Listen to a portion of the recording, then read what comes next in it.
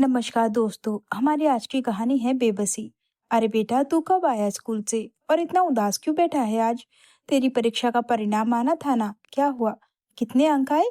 अपने बेटे शशांक की उदासी का कारण उसकी माँ चंद्रकला जी ने पूछा। मैंने फर्स्ट डिवीजन से परीक्षा पास की है माँ। अरे ये तो बहुत खुशी की बात है।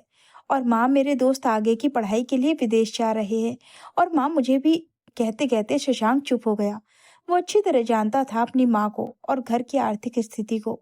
लेकिन माँ, अगर मैंने वहां से इंजीनियरिंग की डिग्री हासिल कर ली तो मेरी लाइफ सेट हो जाएगी और हमारी सारी परेशानियां दूर हो जाएंगी। शशांक ने उत्साहपूर्वक अपनी माँ को आश्वासन देना चाहा। बेटे के विदेश जाने की बात सुनकर चंद्रकला जी स्तब्ध रह गई। उनके आश्चर्य का ठिकाना ना रहा। ये विदेश में पढ़ाई करने के बारे में तूने सोचा भी कैसे बेटा? यहाँ इतने अच्छे कॉलेज हैं।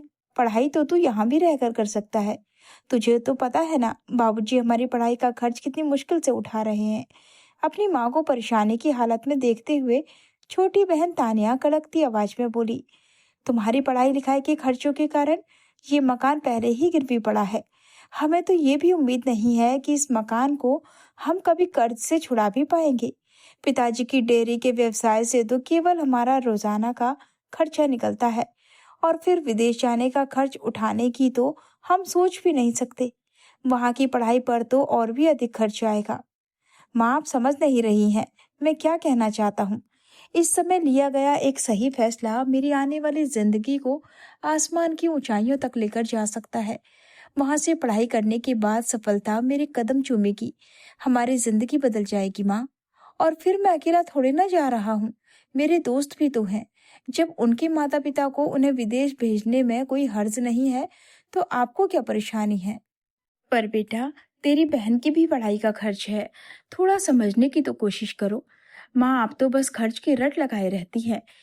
एक बार मेरी बात मानकर तो देखिए। अरे मैं जुआ खेलने नहीं जा रहा हूँ, बस अपनी पढ़ाई के लिए पैसा खर्च करने को कह रहा हूँ। जब मैं कमाने लगूंगा तो आप लोगों के सारे कर्ज उतार दूंगा। क्या बात चल रही है माँ बेटे में? अरे आप आ गए? थक गए होंगे ना। मैं आपके लिए पानी लेकर आती हूँ। हरिवंश जी के घर में आते ही अचानक सन्नाटा पसर गया। पानी देते हुए चंद्रकला जी बोली, आप ही समझाइए अपने बेटे को। इसके साथ अब और बहस करना मेरे बस की बात नहीं है। पिताजी, अगर मैं अपनी जिंदगी में कुछ करना चाहता हूँ, इस मध्यम वर्गीय स्तर से ऊपर उठना चाहता हूँ, तो इसमें हर्ज ही क्या है? अब मैं अपनी खुशियों को मार मार कर जीना नहीं चाहता। मेरी भी कुछ इच्छाएं हैं जिन्हें मैं पूरा करना चाहता हूँ। बेटा, तुझे किसने मना किया है? साफ साफ बताओ, क्या करना चाहते हो? विदेश में पढ़ाई करने की जिद किए बैठा है आपका लाडला। मैं पूछती हूँ, आखिर इतना पैसा आएगा कहाँ से? हरिवंश जी को ये बात सुनकर कुछ हैरानी हुई, लेकिन फिर बात संभालने की कोशिश करते हुए बोले, चंद्रकला, हमारा बेटा बड़ा हो रहा है। हर बात पर डांटना ठीक नहीं है। तुम जाओ, मेरे लिए चाय बनाओ। अब मैं इसे समझाता हूँ। बेटा, तुम्हें पता है हमारी स्थिति कुछ ठीक नहीं है। हमने पुरखों का ये घर गिरवी रखकर तुम दोनों बच्चों को अच्छे स्कूल में पढ़ाया लिखाया है। सोचा था फिर कमा लेंगे और घर छुड़ा लेंगे, लेकिन वो दिन आज तक नहीं आया। सुबह से लेकर रात तक मैं दूध की डेयरी संभालता हूँ। रात दिन मेरे कपड़े गोबर में सने रहते हैं। लेकिन मैंने आज तक तुम्हें अपनी पढ़ाई छोड़कर मेरे काम में मदद करने को नहीं कहा, ताकि पढ़ाई से तुम्हारा ध्यान न भटके। लेकिन इसका मतलब ये तो नहीं कि तुम जो चाहे फरमाइश करो और हम पूरी करते रहें। और फिर 4-5 साल बाद तुम्हारी बहन की भी तो शादी करनी है। तो मैंने कब मना किया पिताजी? बस मेरी ये इच्छा पूरी कर दीजिए। मेरी नौकरी लगते ही मैं आपको पैसा भेजना शुरू कर दूंगा। उससे आपका सारा कर्ज भी उतर जाएगा और आप तानिया की शादी भी धूमधाम से कर पाएंगे। श्रीमती जी, मुझे आज अपने बेटे की बात जायज लग रही है। अगर वो अपनी और हमारी जिंदगी संवारना चाहता है तो इसमें हमें कोई एतराज नहीं होना चाहिए। मेज पर चाय रखती हुई चंद्रकला जी से हरिवंश जी ने कहा, लेकिन उसे विदेश भेजने का और वहां पढ़ाई करवाने का जो खर्चा आएगा वो हम कहाँ से भरेंगे? ये सोचा है आपने? उसका भी इंतजाम हो जाएगा। पति की बात सुनते ही चंद्रकला जी सोच में डूब गई। अपने पति की फिक्र और बेटे की जिद उन्हें अंदर ही अंदर खाई जा रही थी। सारा पैसा बेटे पर ही लगा देंगे तो बेटी का क्या होगा? एक तो पहले ही कर्ज में डूबे हुए हैं, ऊपर से एक और मुसीबत। चंद्रकला जी के बार बार मना करने पर भी आखिरकार हरिवंश जी ने शशांक को स्वीकृति दे दी। आई लव यू पापा। कहकर शशांक अपने पिता के गले लग गया और दौड़ते हुए अपने दोस्तों से मिलने निकल गया। उसने विदेश में पढ़ाई करने के लिए कॉलेज का फॉर्म भी भर दिया, ये सोचते हुए कि यदि पिताजी ने कहा है तो पैसे का इंतजाम भी कर ही देंगे। रात का खाना खाकर जब चंद्रकला जी बिस्तर पर गईं, तो देखा हरिवंश जी करवटें ले रहे थे, मगर नींद उनकी आंखों से कोसों दूर थी। आप अभी तक सोए नहीं? जानती हूँ आप दिखाते नहीं हैं, लेकिन चिंता तो आपको भी हो रही है कि किस तरह पैसे का इंतजाम किया जाएगा। अरे चंद्रकला, चिंता वाली कोई बात नहीं है। मैंने सोचा है कि मैं अपनी दूध की डेयरी गिरवी रख दूंगा। उससे इतना पैसा तो आ जाएगा कि शशांक को विदेश भेज सके और कॉलेज में दाखिला करवा सके। ये सब सुनकर चंद्रकला जी की आंखें भर आई। लेकिन जी, हमारा घर तो इसी दूध की डेयरी से चल रहा है। अरे तुम्हें फिक्र कर रही हो, मैंने सब हिसाब लगा लिया है चंद्रकला। जब शशांक की पढ़ाई पूरी हो जाएगी तो पता भी है वो कितना कमाने लग जाएगा। इतना पैसा घर में आएगा कि आज तक का सब कर्ज उतर जाएगा, हमारा घर भी छूट जाएगा और दूध की डेयरी भी। अपनी जिंदगी तो जैसे तैसे कट गई है, लेकिन अपने बेटे का करियर बन जाए और दोनों बच्चों की जिंदगी संवर जाए तो मेरी जिंदगी का मकसद पूरा हो जाएगा। उसके बाद मौत भी आ जाए तो कोई कम नहीं। सुनते ही उनकी पत्नी का दिल भर आया और उन्हें गले लगाकर कहने लगी, ये आप क्या कह रहे हैं? मुझे तो केवल आपका ही सहारा है। आप हैं तो मेरा चेहरा चमकता है। कहते हुए चंद्रकला जी की आंखें झलक पड़ी। ठीक है, आपकी जो इच्छा है वो कीजिए, मैं आपको मना नहीं करूंगी, लेकिन आगे से ऐसी बातें जुबान पर मत लाइएगा। हरिवंशी जी ने अपनी पत्नी को जैसे तैसे समझा बुझाकर शांत कर दिया, लेकिन चिंता तो उन्हें अंदर ही अंदर खाई जा रही थी कि ये सब होगा कैसे। कितने अरमानों से बाबूजी ने दूध की डेयरी खोल कर दी थी। अपने पिताजी का दिया हुआ घर तो हम आज तक नहीं छुड़ा पाए। अगर दूध की डेयरी भी गिरवी रख दी जाएगी तो महीने का ब्याज चुकाना मुश्किल हो जाएगा। सोच सोचकर हरिवंश जी को अंदर ही अंदर घुटन महसूस होने लगी। सारी रात करवटें बदलते निकल गई। अगले दिन सुबह जब चंद्रकला जी रसोई घर में काम कर रही थी तो हरिवंशी जी बोले, अरे चंद्रकला, डेयरी के पेपर्स तो देना। चंद्रकला जी का दिल बैठ रहा था, फिर भी उन्होंने जैसे तैसे कागजात निकाल कर अपने पति के हाथों में थमा दिए। चंद्रकला, मैं पहले बैंक जा रहा हूँ लोन के लिए अप्लाई करने, उसके बाद डॉक्टर को दिखाने जाना है तो थोड़ा समय लग जाएगा। चंद्रकला जी घबरा गई। क्या हो गया है जी आपको? अरे कुछ गंभीर बात नहीं है, कल से हल्की सी घुटन महसूस हो रही थी तो सोचा डॉक्टर को दिखा दूं एक बार, आने में देर हो जाए तो चिंता मत करना। कहते हुए हरिवंशी जी निकल गए। चंद्रकला जी अपने पति को सवालिया नजरों से देखती रह गई। उनके चेहरे पर चिंता की लकीरें साफ दिख रही थी। शाम को हरिवंश जी थके हुए से घर लौटे। क्या हुआ, क्या कहा डॉक्टर ने? चंद्रकला जी ने पूछा तो हरिवंश जी कहने लगे, अरे कुछ नहीं, उल्टा सीधा कुछ खा लिया था जिसके कारण एसिडिटी हो गई थी। डॉक्टर ने दवाई दे दी है, अब मैं ठीक महसूस कर रहा हूँ, तुम चिंता मत करो। दरअसल हरिवंश जी को दिल की बीमारी हो चुकी थी और डॉक्टर ने उन्हें हार्ट सर्जरी करवाने की सलाह दी थी, लेकिन पैसे की कमी की वजह से हार्ट सर्जरी कराना अभी संभव नहीं था। पत्नी और बच्चे चिंता करेंगे ये सोचकर घर पर किसी को कुछ नहीं बताया। दिन बीतने लगे। आखिर वो दिन भी आ गया जब शशांक को विदेश भेजने की सारी तैयारी हो गई। बैंक से लोन की स्वीकृति मिल गई, उसके विदेश जाने के लिए टिकट बनवा दिए गए और ऊपर से कुछ पैसा शशांक के बैंक अकाउंट में भी जमा करवा दिया गया। नम आंखों से चंद्रकला जी और हरिवंश जी ने अपने बेटे को खुद से मीलों दूर भेज दिया।